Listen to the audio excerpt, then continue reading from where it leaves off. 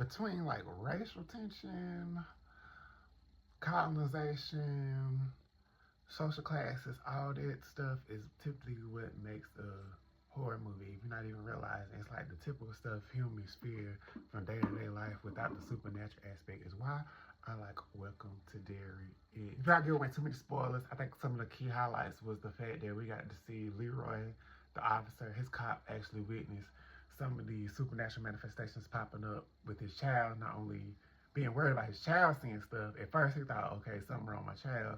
But then once he actually seen the red balloon twice within the episode, I think that's what made it like, okay, something up. On top of the experiment with the whole military copter thing and Dick Holland about to commit suicide by jumping off the plane. That was interesting, as well as finding out the background history of, which is so common amongst all these horror stories where a typical race comes and colonizes and take these people in, and now we have a whole mystical thing going on.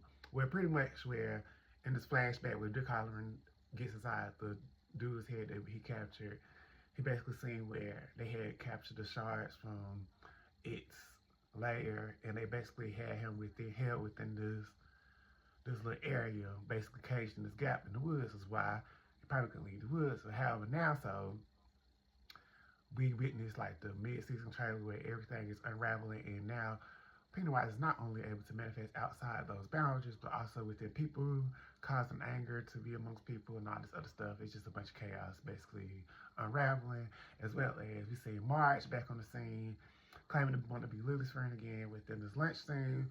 We seen that was a setup, but it came to be her ultimate demise where it pretty much bulges out her eyes and causes her to pretty much want to cut both her eye sockets out. Now that was very gruesome, which I'm not surprised with it. It's just that was one of the things I could not look at. And I think as far as long as I've been watching this, I usually sit there and stomach the rest. This one I couldn't. I don't know why.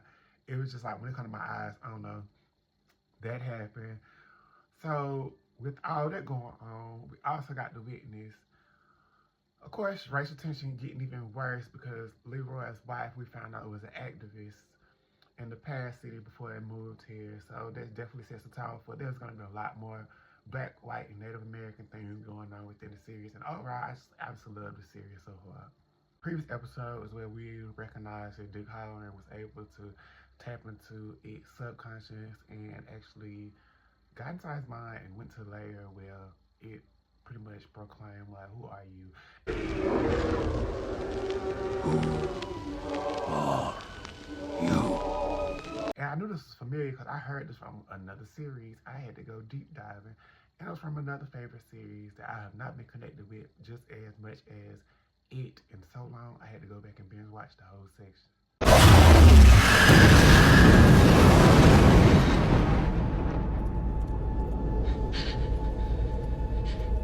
Who are you? I don't know. The whole season, and that was AHS Apocalypse.